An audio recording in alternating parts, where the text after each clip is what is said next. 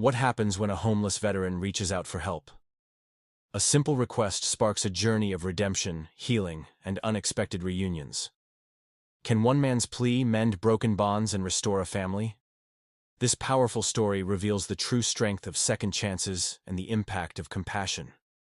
The city hums faintly under the weight of twilight, its streets gleaming with a mixture of fresh rain and neon reflections. The camera pans through a dimly lit alley, where a lone figure sits on a tattered blanket near the wall of a crumbling brick building. This is Jake Hollis, a former Marine in his late 40s, his rugged face bearing the marks of hardship and pride. A faded military jacket clings to his shoulders, barely shielding him from the biting chill. Beside him, a small cardboard sign reads, "Veteran, homeless, hungry, anything helps." The world moves around Jake in slow motion. People walk by, their heads turned deliberately away, the sound of footsteps echoing like muted drums. A dog barks in the distance, and the glow of a nearby diner's neon "Open 24 hours" sign flickers. Inside the diner, the warm orange glow contrasts with Jake's frigid reality. Steam rises from cups of coffee, and muffled laughter filters out into the night. Jake's eyes linger on the window, watching the world he used to be part of but now feels utterly distant from. He sighs, clutching a worn photograph of his daughter, Maggie, a little girl with curly blonde hair and a gap-toothed smile. The edges of the photo are frayed, a silent testament to how often it's been held. Jake's hands tremble as he folds the photo and slips it into his jacket pocket. He shuffles his few belongings into a ragged backpack, preparing to move. A couple passes him, their whispers audible. "Poor guy." "Yeah, but what can you do?" Their words sting more than they intend. Jake's face hardens, the lines around his eyes deepening as he mutters to himself, "What I wouldn't give for a second chance." Suddenly, a gust of wind blows a discarded newspaper against his leg. As he picks it up, his eyes lock onto the bold headline, "Donald Trump to visit Veterans Support Center tomorrow." The wheels in Jake's mind begin to turn. He stares at the headline, his breath quickening. With a determination he hasn't felt in years, he stands. The camera lingers on his silhouette as he walks into the night, the newspaper still clenched tightly in his hand. The scene fades to black, leaving the faint sound of Jake's footsteps dissolving into the hum of the city. The night sky above was ink black, the stars dimmed by the constant hum of the city's lights. The cool breeze cut through the air, carrying the scent of damp concrete and car exhaust, yet the streets still held an unsettling quietness. Jake had walked for hours, his boots scuffing against the pavement, his mind focused solely on one thought: Donald Trump. Jake wasn't naive. He knew the former president wasn't the savior of the common man, not in the way the media often painted him, but the idea of him visiting the Veterans Support Center, a place Jake once called home, stirred something deep within him.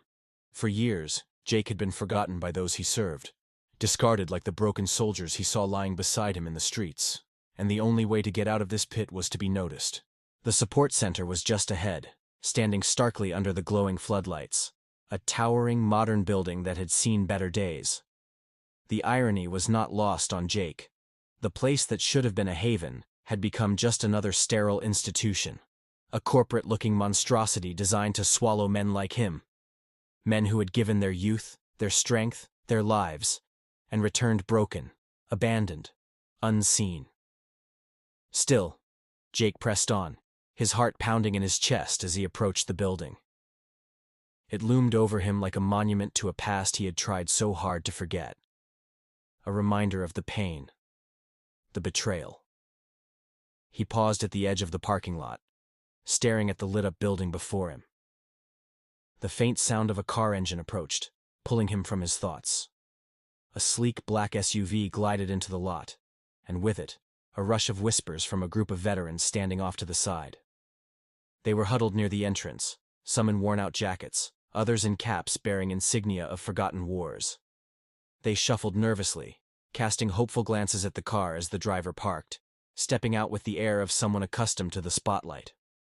Jake's pulse quickened as the doors of the SUV swung open, and from the vehicle emerged none other than Donald Trump, flanked by his security detail.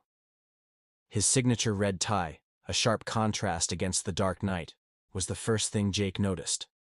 Trump's entourage, looking more like a protective wall than a group of staff, stepped aside to allow him to enter the building. The former president was tall, his hair still as strikingly blonde as the first time Jake had seen him on television. Yet there was a coldness to his presence, a kind of air of superiority that turned the corner of Jake's mouth downward. Jake's fists clenched involuntarily, and for a moment, his mind was a swirl of thoughts. Should he walk up to him? Should he speak? Or would he just be another face in the crowd, dismissed as unimportant, another forgotten soldier clinging to false hope? As Trump and his entourage moved toward the building, Jake found himself frozen in place, wrestling with his fear and pride. He wanted to scream, to demand his presence be known. The years of abandonment, the sleepless nights on cold sidewalks, the hunger gnawing at his gut. He wanted all of it to matter. He wanted someone to see him for who he truly was. It wasn't until he heard one of the other veterans speak that his feet finally moved. "Hey, look," a voice whispered. "It's Trump. He's actually here." Jake's eyes darted to the small group of veterans standing a few yards away, their eyes wide with anticipation, some clapping each other on the back, as if this was the greatest moment of their lives. For them, maybe it was. They had hoped that today would be the day someone noticed the suffering they'd been enduring for years. That someone would finally listen. Jake stepped forward, his legs heavy, his chest tight, each step more reluctant than the last. But his determination pushed him forward, through the growing crowd, toward the looming entrance. He could feel his heart thudding in his throat. This is it, Jake. This is your chance. As Trump and his entourage neared the door, the crowd of veterans grew more excited. The sharp-suited staff members moved efficiently, ushering the former president inside. But Jake did not stop. He moved with purpose, brushing past a group of veterans, his eyes locked on Trump's back. Then, before he knew it, Jake was standing just a few feet away from the man who had once commanded the nation's highest office. Trump paused for a moment, turning his head slightly, as if sensing the eyes upon him. His gaze fell on Jake, and for an instant, their eyes locked. Jake's breath caught in his chest. Trump's expression was unreadable, but there was something about the way he looked at him. A flash of recognition, perhaps, or maybe just indifference. Jake didn't hesitate. He took a step forward, voice raw with emotion. "Mr. Trump," he said, his voice steady but trembling. "I need your help." Trump's brow furrowed slightly as he glanced at Jake's worn military jacket and unkempt appearance. He raised an eyebrow, but before he could respond, one of his aides stepped forward, trying to intervene. "Sir, we're on a tight schedule," the aide said, giving Jake a dismissive glance. But Jake wasn't having it. His fists balled at his sides, his determination burning in his chest. He wasn't just a veteran.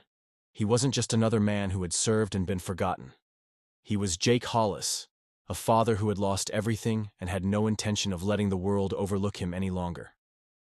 "I don't care about your schedule," Jake said, his voice growing stronger. "I've been fighting for this country for years. I've seen things that no man should ever see, and I've been thrown away like garbage. You want to help veterans? You want to show you care? Then listen to me. Just listen." For a moment, Trump didn't move. His eyes narrowed as he studied Jake, his expression unreadable. The crowd around them had gone silent.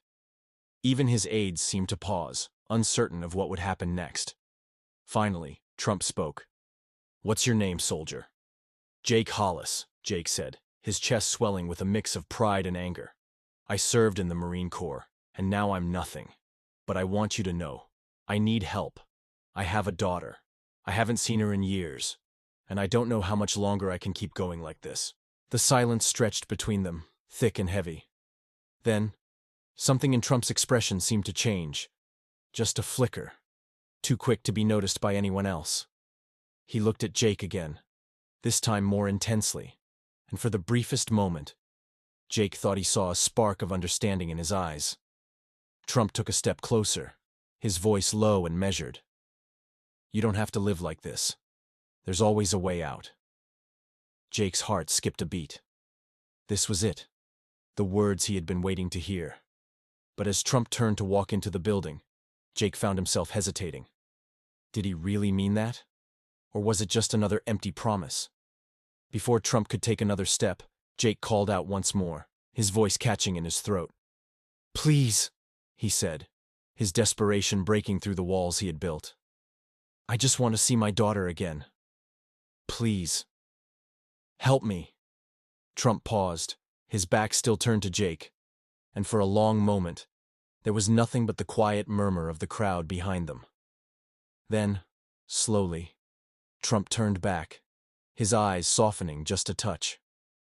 "I'll see what I can do," he said, his voice quieter now. "But you have to take the first step." And with that, he disappeared inside the building, the door closing softly behind him. Jake stood in the parking lot, his body trembling with a mix of disbelief and hope. For the first time in years, he felt like there was a glimmer of something, a chance, however small, that he might be able to claw his way out of the darkness.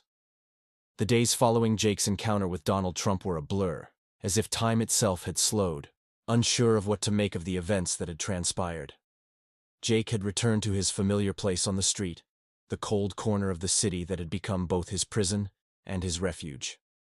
Each passing day felt the same, a never-ending cycle of hunger, exhaustion, and the faint flickering hope that maybe, just maybe, something might change. But the promise Trump had made to him, it lingered in Jake's mind like a distant dream.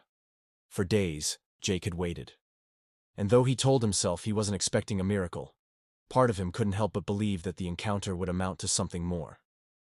Perhaps it was that glimmer in Trump's eyes, or the way he had paused just for a second before walking away. Maybe it was just desperation, the hope that someone, anyone, would finally take the time to help. But in the end, Jake wasn't sure if he had merely imagined the moment. He had seen so many promises before, so many false assurances, that the thought of them losing their weight had become second nature to him. But then, on the fifth day, it came. It was just after dusk, and the streets were already alive with the bustling of late-night pedestrians, the sound of tires skidding across wet pavement, and the occasional shout from a nearby bar. Jake was huddled under the flimsy protection of his cardboard shelter when he heard it, the faint hum of an incoming car. His heart skipped a beat. He had grown used to the constant noise, the sounds of traffic and people passing by. But this hum felt different. There was something about it that seemed more intentional. It was the sound of someone stopping. The car's headlights cut through the night, illuminating the alley where Jake sat. His eyes squinted against the light, unsure of who would be pulling into this corner of the city at such an hour. As the car slowed to a stop, Jake's heartbeat quickened, his pulse racing with anticipation. Was it someone who had seen his sign? A passerby? Or maybe... The car's engine idled for a moment before the door swung open. Jake's breath caught in his chest as the figure stepped out.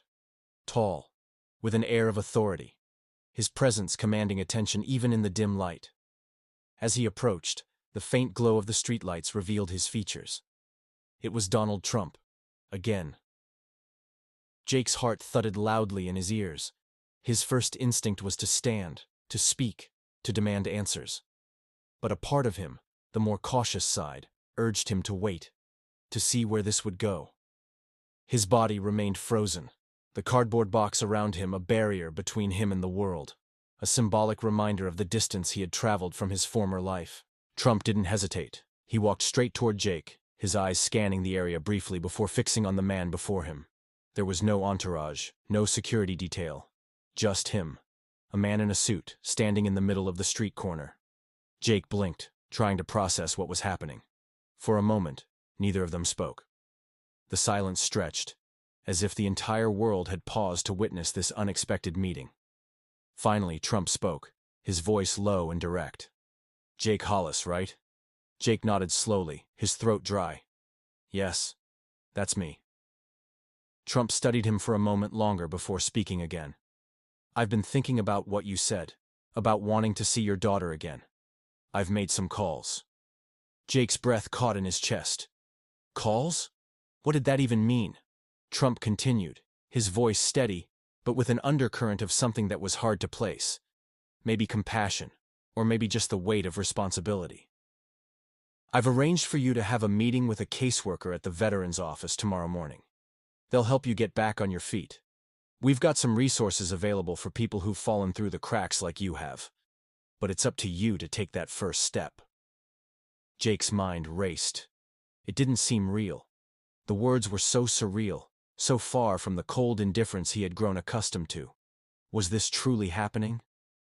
Was this the same man who had once been known for his brash, sometimes callous behavior? The same man who had, in some ways, symbolized the very system that had abandoned Jake and others like him? Trump's eyes flickered with something unreadable. And for a moment, Jake could have sworn he saw a flicker of vulnerability there. It's not much, Trump said, his voice softer now. But it's a start. I can't undo everything that's happened to you, but you can take control of your future. This is your chance, Jake. Don't waste it. Jake's mouth went dry, and the words that had been trapped in his chest for so long finally escaped in a raspy whisper. You don't know what it's like. You don't know what I've been through. You don't know what it feels like to lose everything. To lose your family. Trump didn't flinch. Instead, he nodded, a strange understanding in his eyes. I don't, Jake. But I know what it's like to fight for something. To fight for the things that matter. You don't have to do it alone. But you have to make the decision. Will you take the help? Jake stared at him, the weight of his words sinking in. He felt like a floodgate had opened in his mind. Memories of his daughter, Maggie, rushing back in waves. The missed birthdays, the Christmases alone, the voice on the phone that had grown distant with each passing year. He had failed her, and now, here was an opportunity. An opportunity to maybe make things right. It wasn't perfect. It wasn't even close to what he had once dreamed of. But it was a chance, and for the first time in a long time, Jake felt something stir within him. Hope. I'll take it, Jake said, his voice shaky but resolute. I'll take the help. Trump nodded, giving a brief but approving smile. Good. Now, get some sleep. Tomorrow is the beginning of something new. But remember, it's up to you to make it count. Without another word, Trump turned and walked back toward the car. Jake watched as the SUV pulled away, the headlights fading into the night, leaving behind nothing but the quiet hum of the city. The sounds of the street seemed louder now, more alive, more tangible. The weight of the moment pressed on him, but it wasn't the same weight as before. He wasn't sure where this path would lead. He wasn't sure what would happen when he walked into that veterans office tomorrow. But for the first time in a long while, Jake felt like he had a direction, a possibility. It was more than just a glimmer of hope now. It was a spark, small but burning brightly in his chest. Jake stood there for a long time, staring out at the city, at the flashing lights and the passing cars, and as the last traces of the SUV's taillights disappeared into the distance, he whispered to the night, a promise to himself and the world. I'm not giving up. Not this time. The morning sun broke through the cracks in the weathered buildings, its light spilling into the alley where Jake had spent the night. For the first time in years, he wasn't waking up with dread in his heart. There was a faint, flickering sense of purpose. His conversation with Trump replayed in his mind, the words etched deeply into his thoughts. It's up to you to make it count. Jake rose slowly, his joints stiff from years of sleeping on unforgiving pavement. He folded the threadbare blanket that had been his shield against the cold and stuffed it into his bag, a habit born from survival. Today was different. Today, he wasn't just surviving. He was preparing for something more. The veterans' office was a 20-minute walk from the alley, and Jake could feel the weight of the journey even before he began. His mind was a battlefield, torn between hope and skepticism. What if this was another dead end? What if the promises were empty, as they so often were? But then he thought of Maggie, his daughter, and the way her face lit up in his memories. He hadn't seen her in years. The last time they spoke, she had begged him to get help, to try to piece his life back together. He had failed her then. He couldn't fail her again. As he stepped out onto the street, the city buzzed with life. The morning commuters rushed past him, their faces a blur of indifference. Jake pulled his coat tighter around him, his pace quickening with each step. His destination loomed ahead, a modest building with a faded sign that read, Veterans Affairs Outreach Center. The sight of it made him hesitate. His legs felt like lead, his instincts screaming at him to turn back. This was unfamiliar territory, a place that demanded vulnerability, and Jake had spent years building walls to protect himself. But he had made a promise. To himself, to Maggie, and to the man who had unexpectedly offered him a chance. He took a deep breath and stepped inside. The interior of the building was stark, but functional. Fluorescent lights buzzed softly overhead, casting a pale glow on the rows of chairs and desks. A few veterans sat scattered throughout the room, their faces etched with stories of their own struggles. Jake approached the reception desk, his hands trembling slightly. The woman behind the desk looked up with a kind smile.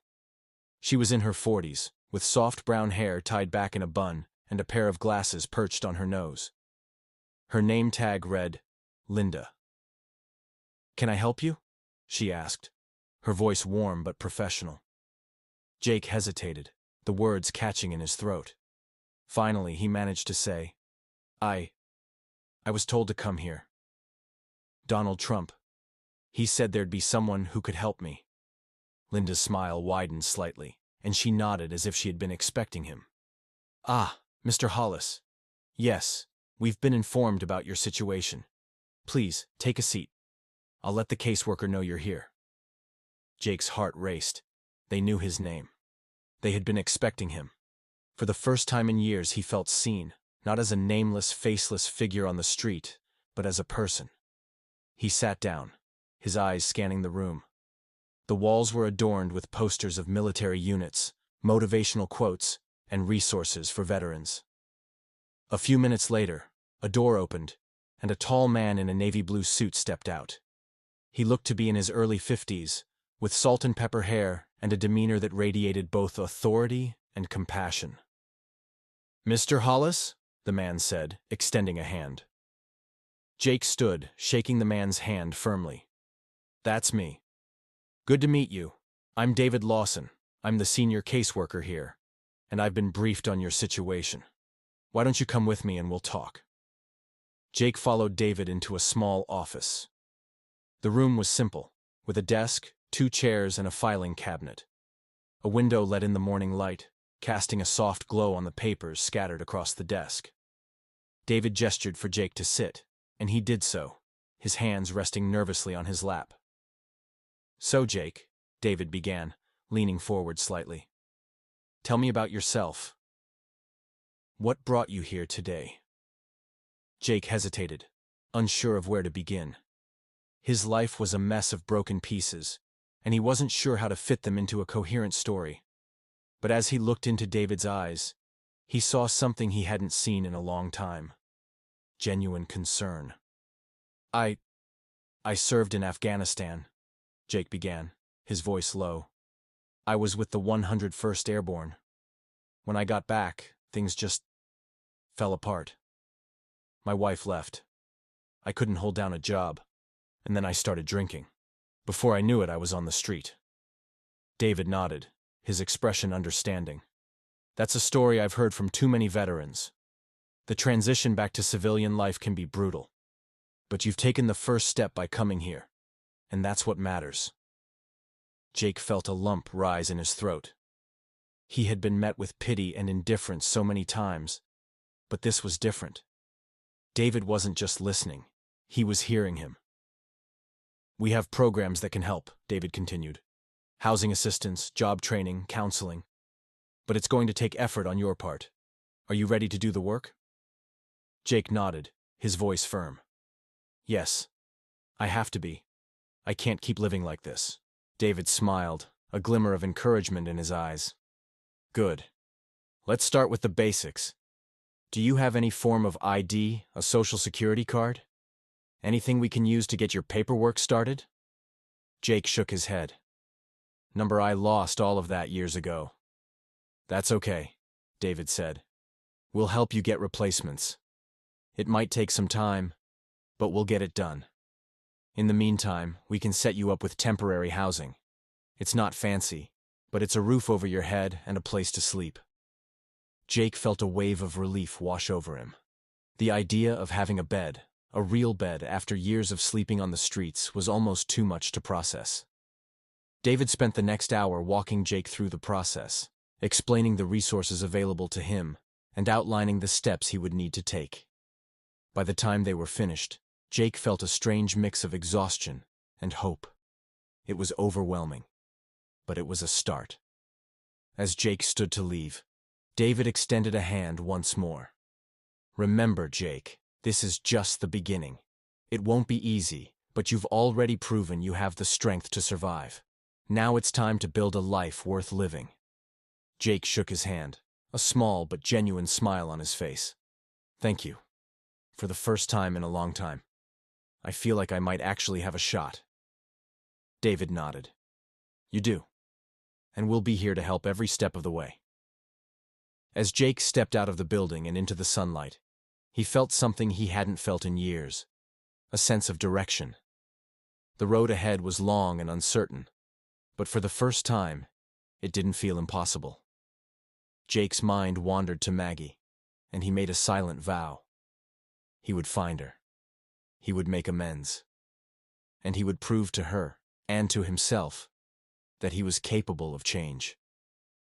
With that thought, Jake began walking, his steps steady and purposeful. For the first time, he wasn't walking away from something. He was walking toward a future. The day was fading into twilight as Jake made his way to the temporary housing facility David had arranged. It wasn't much, just a small room with a twin bed, a dresser, and a shared bathroom down the hall. But to Jake, it felt like a palace. For the first time in years, he had 4 walls and a door to call his own. As he sat on the edge of the bed, the weight of the day began to settle on him. The thought of rebuilding his life felt daunting, but it was no longer out of reach. David's words echoed in his mind. It won't be easy, but you've already proven you have the strength to survive. Jake reached into his bag and pulled out the crumpled photograph he always carried with him. It was faded and worn, but Maggie's smile still shone through. She was only 10 when the photo was taken, standing in a park with her arms around a scruffy dog they had rescued together. I'll find you, Jake whispered, his voice breaking. I'll make things right. His thoughts turned to the phone in the corner of the room. It sat there, a lifeline he hadn't dared to use in years. Jake's fingers trembled as he picked up the receiver and stared at the keypad. Could he really do this? Would Maggie even want to hear from him after all this time? He closed his eyes, taking a deep breath.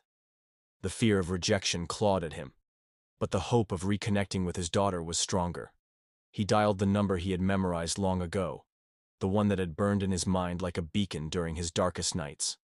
The phone rang once, twice, 3 times. Jake's heart pounded with every passing second. Hello? The voice on the other end was older than he remembered, but it was unmistakably hers. Jake froze, his throat tightening. Hello? Maggie repeated, a hint of impatience creeping into her tone. It's me, Jake finally managed, his voice barely above a whisper. It's Dad. There was a long pause, and Jake's heart sank. He braced himself for anger, for hurt, for the sound of the line disconnecting. Dad? Maggie's voice was softer now, tinged with disbelief. Is it really you?